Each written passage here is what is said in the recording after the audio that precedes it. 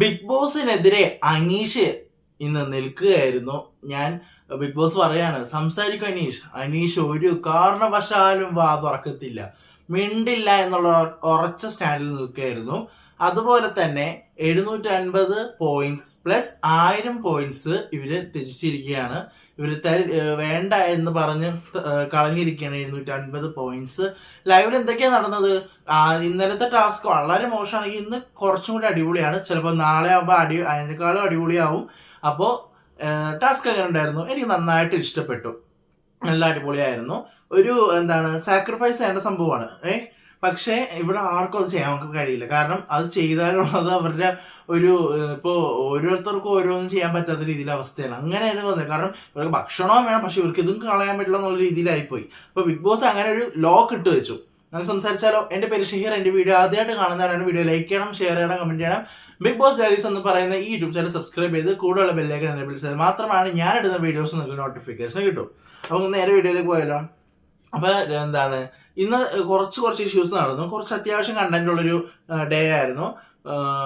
ആദ്യം തന്നെ മറ്റേ അനീഷ് ആര്യനോട് കംപ്ലൈന്റ് ആയിട്ട് പറയുന്നുണ്ട്, ഷാനവാസ് ഇവിടെ ഒന്നും ചെയ്യുന്നില്ല എന്നൊക്കെ പറയുന്നു. പിന്നെ ഒരു വാൽമാക്രി എന്നൊക്കെ പേര് പറയുന്നുണ്ട്. നമ്മുടെ ഷാനവാസിനെ അനീഷ് വാൽമാക്രി എന്നൊക്കെ പറയുന്നുണ്ട്.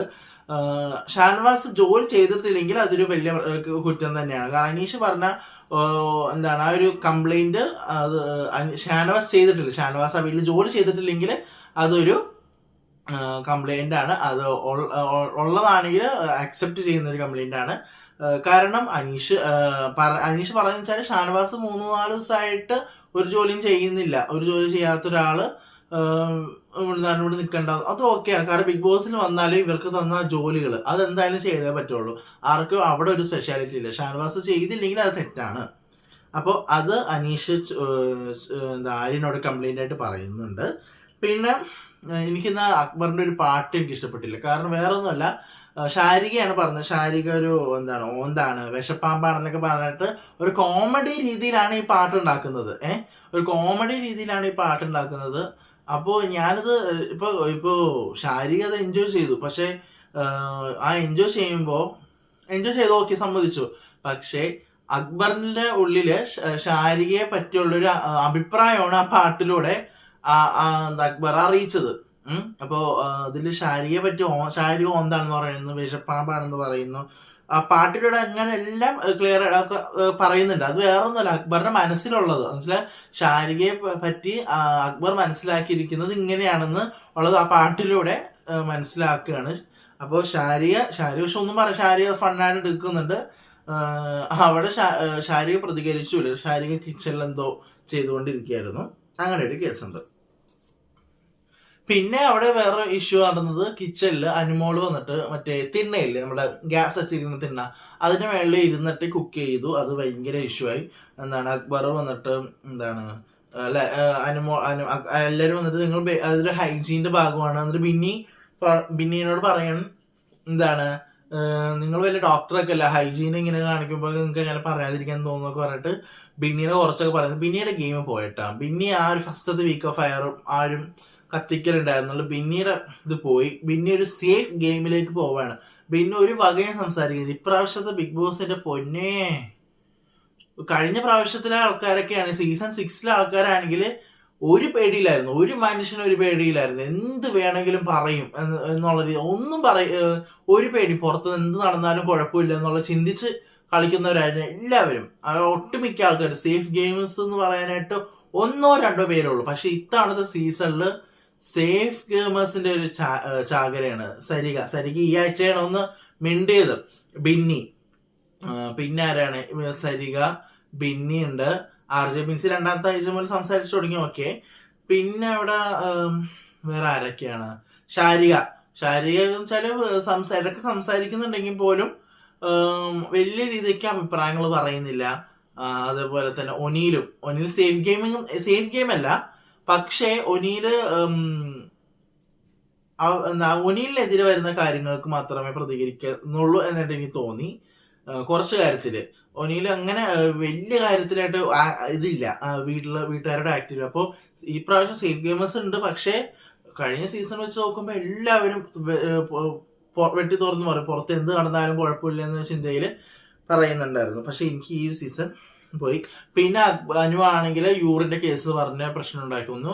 എന്താണ് അത് അക്ബർ അനുവിനോട് ദേഷ്യപ്പെടുന്നു, ഭയങ്കരമായിട്ട് ദേഷ്യപ്പെടുന്നുണ്ട്. അങ്ങനത്തെ കേസ് അതൊക്കെയാണ്. ഈ അക്ബർ ദേഷ്യപ്പെടുന്ന കാര്യം വെച്ചാല് യൂറി നീ കണ്ടോ എന്ന് പറഞ്ഞ് ചോദിച്ച കാര്യമാണ്. അതിനോടൊരു ബേസിക് ആയുള്ള ഹൈജീന്റെ കാര്യമാണ് പറയുന്നത്. അപ്പോൾ അത് എന്താണ് നമുക്ക് ഇപ്പോ അവളെ വീട്ടില് ആ ഒരു ബേസിക് ആയുള്ള ഒരു കാര്യമാണ് ആ ഒരു യൂറിന്റെ കേസ്. അത് വൃത്തിയായിട്ട് ചെയ്യണം എന്ന് അനു പറയുന്ന അന്ന് സീരിയസ് ആയിട്ട് അനു പറഞ്ഞപ്പോ എല്ലാവരും തമാശയാക്കി എടുക്കുന്നുണ്ടായിരുന്നു. അപ്പൊ അത് ഒരിക്കലും അങ്ങനെ ചെയ്യാൻ പാടില്ല.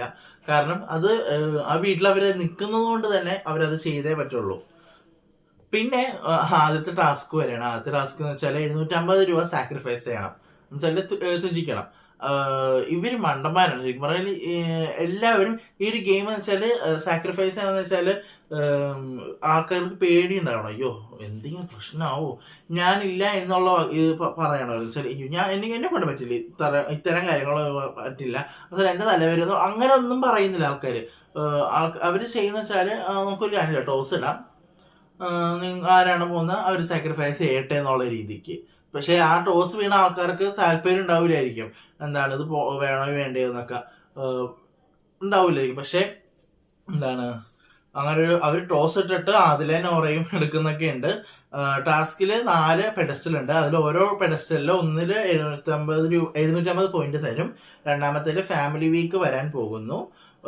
മൂന്നാമത്തത് ഫാമിലി വീക്കിൽ വരാൻ ആഗ്രഹിക്കുന്ന 3 ആൾക്കാരുടെ 3 കണ്ടസ്റ്റൻസിന്റെ ഫാമിലി ആരൊക്കെയാണെന്ന് പറയണം. നാലാമത്തത് 750 നേടാനായി 3 പേരെ വേണ്ടാന്ന് വെക്കണം. ഇതായിരുന്നു സംഭവം. ഈ മണ്ടന്മാരൊക്കെ ചിന്തിക്കാനുള്ള, ബിഗ് ബോസ് എന്നുള്ള സംഭവം ചിന്തിക്കാനുള്ള ഒരു സംഭവം ആയിരുന്നു ഇതില്. എന്ന് വെച്ചാല് ഇവരിപ്പോ ഫാമിലി വീക്ക് വേണം പറഞ്ഞു, ഓക്കെ ഫാമിലി വീക്ക് വേണമെന്നൊക്കെ പറഞ്ഞു, ഓക്കെ സമ്മതിച്ചു. ഈ 10ാമത്തെ ആഴ്ചയിലും 11ാമത്തെ ആഴ്ചയിലും വരുന്ന സംഭവം ഈ ആഴ്ചയിൽ വരത്തില്ല, അല്ലെങ്കിൽ ഈ വരുന്ന 3rd 4th വീക്കിലൊന്നും വരില്ല എന്ന് ഇവർക്ക് ചിന്തിക്കാനുള്ള മിനിമം കോമൺ സെൻസ് ഇല്ല.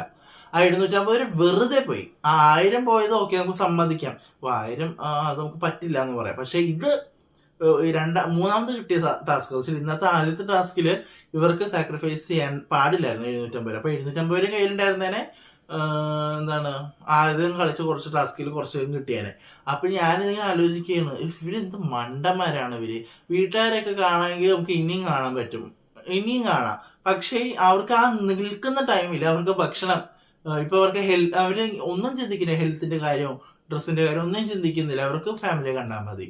ഫാമിലി ഒരു ദിവസത്തേക്ക് ഫാമിലിനെ കാണാൻ വേണ്ടിയിട്ട്, ഒറ്റൊരു ദിവസത്തേക്ക് ഫാമിലിയെ കാണാൻ വേണ്ടിയിട്ട് 750 കളഞ്ഞു.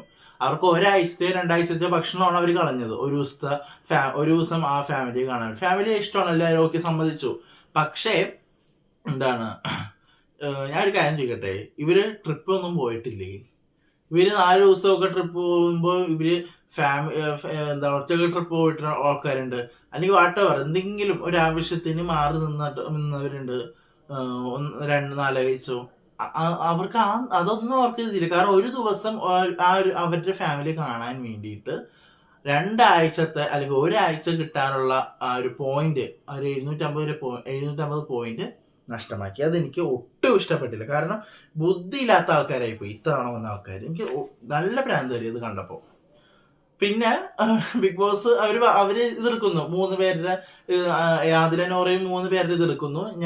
ഞങ്ങള് എന്താണ് 3 പേരുടെ ഇത് കാണാൻ ആഗ്രഹിക്കുന്നു. രേണുവിടെ പറയുന്നു, ശരത്തിന്റെ പറയുന്നു, രണയുടെ ആളെ കാണണമെന്ന് പറയുന്നു. ഇവിടെ കുറച്ച് കഴിഞ്ഞപ്പോഴാണ് പറയുന്നത് എന്താണ് 10ലോ 11ലോ വരാനിരിക്കുന്ന ഫാമിലി വീക്ക് നിങ്ങൾ ഇപ്പോൾ വരുന്നത് പ്രതീക്ഷിച്ചത് തെറ്റായിപ്പോയി. ആ സമയത്ത് ഇവിടെ ആരൊക്കെ ഉണ്ടാവും അറിയത്തില്ല എന്നൊക്കെ പറഞ്ഞിട്ട് അവസാനം ഇവർക്ക് ഒരു പണി തന്നെ കൊടുത്ത് ഇത് എനിക്ക് ഇഷ്ടപ്പെട്ടു. അതെനിക്ക് നല്ല ഇഷ്ടപ്പെട്ടു. കാരണം അവർക്ക് ഫാമിലി വീക്കും വരെയില്ല, പക്ഷെ 750 പോയിന്റ് പോവുകയും ചെയ്തു. എന്ത് ചെയ്യാനാ, ഭാഗ്യമില്ല അവർക്ക്. രണ്ടാമത്തെ ടാസ്കില് 1000 പോയിന്റിന്റെ സംഭവമാണ് പറയുന്നത്. ഫൈറ്റ് ചെയ്ത് മേടിക്കാനുള്ളതാണ് ഈ സംഭവം. പക്ഷെ ഇവര് ഒന്നും ഇപ്പൊ നെവിൻ വന്നിട്ട് നെവിനായിട്ട് ഞാൻ പോവാം, എനിക്ക് പോകണം എന്നുള്ള രീതിയിൽ പറഞ്ഞു. അവരങ്ങനെ പറഞ്ഞു. കാരണം ഇവര് വിചാരിച്ചത് ആദ്യത്തെ ടാസ്ക് പോലെയൊക്കെ ഇരിക്കുമെന്ന് വിചാരിച്ചു. പക്ഷെ ഈ ആദ്യത്തെ ടാസ്കിന് ശേഷം ഇവർക്ക് താല്പര്യമില്ല, പോകണ്ട എനിക്ക് എന്നുള്ള രീതിയിൽ. അങ്ങനെയാണ്. അപ്പോൾ ഇവര് ചെയ്യേണ്ടതെന്ന് വെച്ചാൽ ഇവര് ഫൈറ്റ് ചെയ്യണമായിരുന്നു. ഇത് അയ്യോ ഈ ടാസ്ക് എനിക്ക് കളിക്കണം എന്ന് പറഞ്ഞ് അവിടെ ഒരു എന്താണ് ഒരു കണ്ടന്റ് ഉണ്ടാക്കാൻ പറ്റിയൊരു സാധനമായിരുന്നു. പക്ഷെ ഈ മണ്ടന്മാർക്ക് എന്റെ പൊന്നോ ഇവർക്ക് ഇത് ഒരു തേങ്ങയോ അറിയത്തില്ല. അതിങ്ങനെ ഇവര് എന്താണ് ഇതെടുക്കുന്നു, എല്ലാവരും നോമിനേറ്റ് വോട്ട് ചെയ്യുന്നു. ഇങ്ങനെ ഞാൻ ആഗ്രഹിക്കുന്നത് ഇവരാണ്.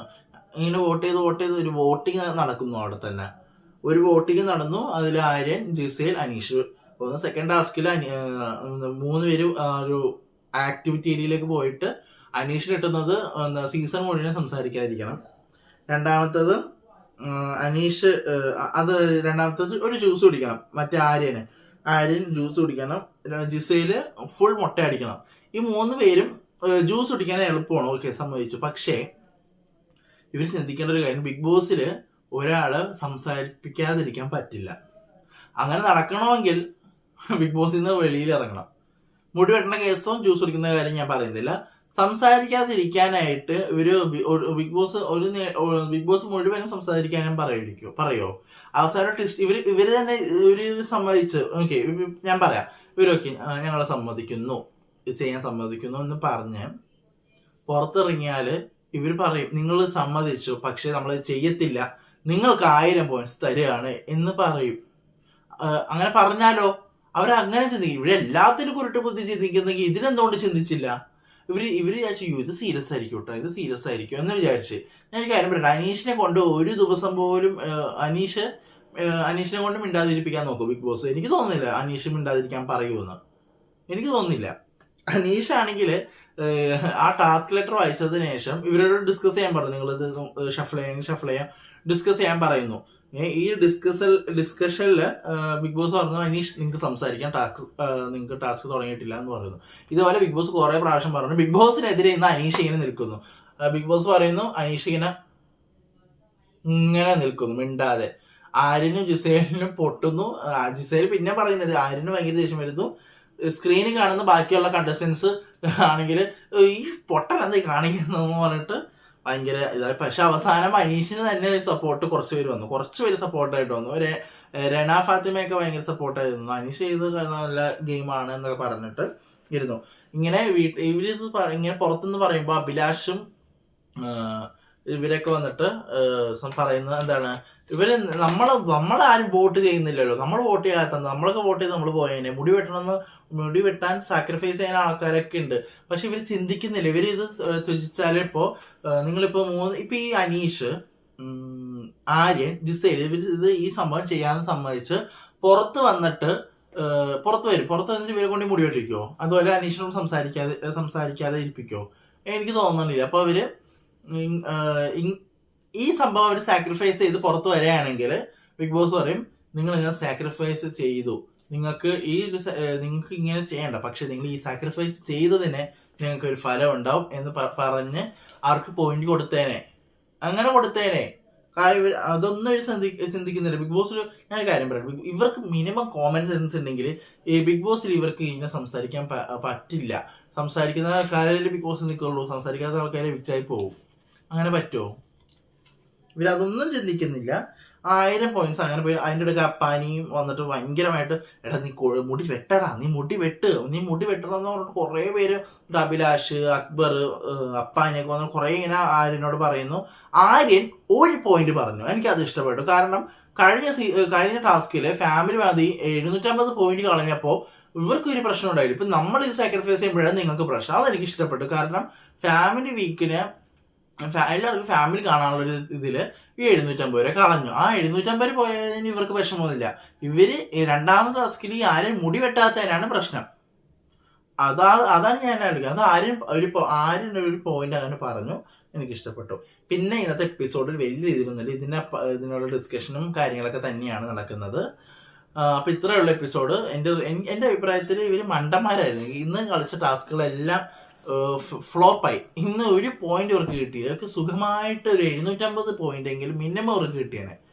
നശിച്ച് തുലച്ച് കളഞ്ഞു ഇവര്. 1000 കിട്ടിയാണ്. ഇവര് സാക്രിഫൈസ് ചെയ്യുന്ന സമ്മതിച്ച് പുറത്ത് വരുമ്പോഴത്തേക്ക് ബിഗ് ബോസ് തന്നെ മാറ്റി പറയുന്നത് നിങ്ങൾക്ക് ചെയ്യേണ്ട കാര്യമൊന്നുമില്ല, നമ്മൾ നോക്കിയതാണെന്ന് പറഞ്ഞിട്ട് ഇവര് തന്നെ മാറ്റി തരും. എന്ത് ചെയ്യാനാ, ഇവര് ബുദ്ധിയോടെ ചെയ്തില്ല. ഓക്കെ, വിട്ടേക്കാം. അപ്പൊ ഇത്രേ ഉള്ളൂ. നാളത്തെ എപ്പിസോഡൊക്കെ റിവ്യൂ ആയിട്ട് ഞാൻ വരുന്നതാണ്. അപ്പൊ അതുവരെക്കും ബൈ.